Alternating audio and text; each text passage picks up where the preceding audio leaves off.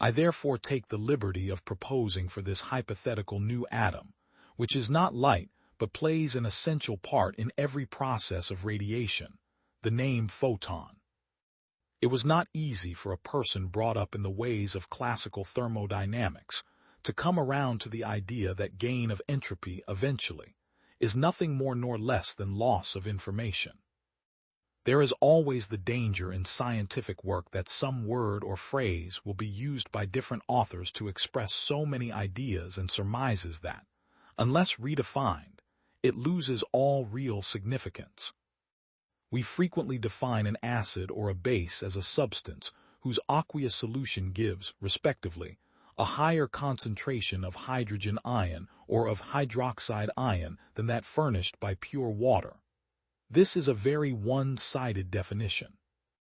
Since hydrogen is a constituent of most of our electrolytic solvents, the definition of an acid or base as a substance which gives up or takes up hydrogen ion would be more general than the one we used before, but it would not be universal.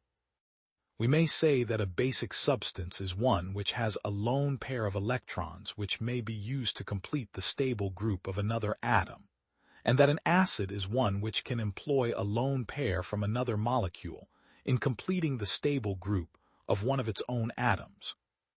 A detective with his murder mystery, a chemist seeking the structure of a new compound, use little of the formal and logical modes of reasoning. Through a series of intuitions, surmises, fancies, they stumble upon the right explanation, and have a knack of seizing it when it once comes within reach. I take it that a monograph of this sort belongs to the ephemera literature of science. The studied care which is warranted in the treatment of the more slowly moving branches of science would be out of place here. Rather, with the pen of a journalist, we must attempt to record a momentary phase of current thought, which may at any instant change with kaleidoscopic abruptness. The scientist is a practical man, and his are practical, i.e., practically attainable aims.